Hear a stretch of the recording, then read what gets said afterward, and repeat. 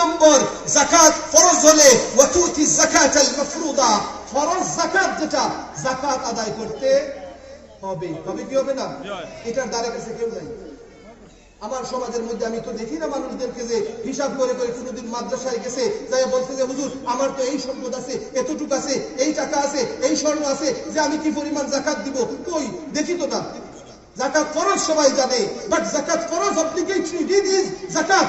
If you are, আপনি যদি সম্পদশালী হন যাকাত দিতে হবে, কিন্তু যাকাতের কথা নাই। আল্লাহ রাসূল বলেন কেউ যদি নামাজ কায়েম করে, আল্লাহর সাথে কাউকে শরীক করে না, নামাজ কায়েম করে, যাকাত প্রদান করে, ওয়াতাসুমু রমাদান, রমজান মাসের রোজা রাখে, আল্লাহর নবী বলেন সেই ব্যক্তি জান্নাতি হয়ে যাবে। বড় করে বলুন সুবহানাল্লাহ।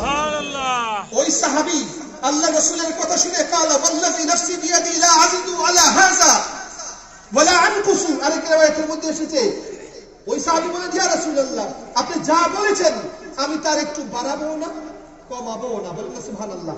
যা বলেছেন আমি সেগুলো পুঙ্খানুপুঙ্খানুরূপে পালন করব ইনশাআল্লাহ।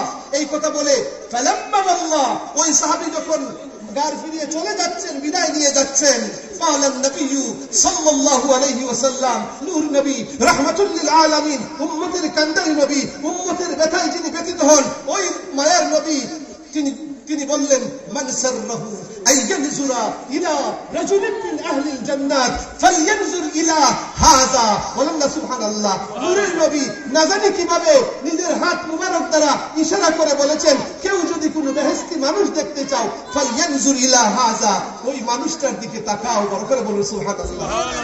তাহলে জান্নাতে যাওয়ার পথ কি? আল্লাহর সাথে কাউকে শরীক করা যাবে না, পাঁচ ওয়াক্ত নামাজ ছাড়া যাবে না, যাকাত ফরজ হলে যাকাত ছাড়া যাবে না, যাকাত আদায় করতে হবে।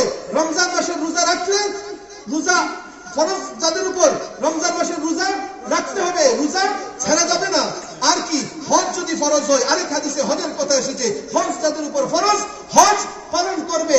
এই কাজগুলো যদি কেউ করতে পারে, কোনো পুরুষ করতে পারে, তার জন্য জান্নাত ওয়াজিব হয়ে যায়। বড় করে বলুন সুবহানাল্লাহ। তাই তো আমার নবী ওই আরবীর দিকে উদ্দেশ্য করে বলেন মান সাররাহু আইয়ানজুরা ইলা রাজুলিন মিন আহলিল জান্নাত ফালইয়ানজুর ইলা হাযা।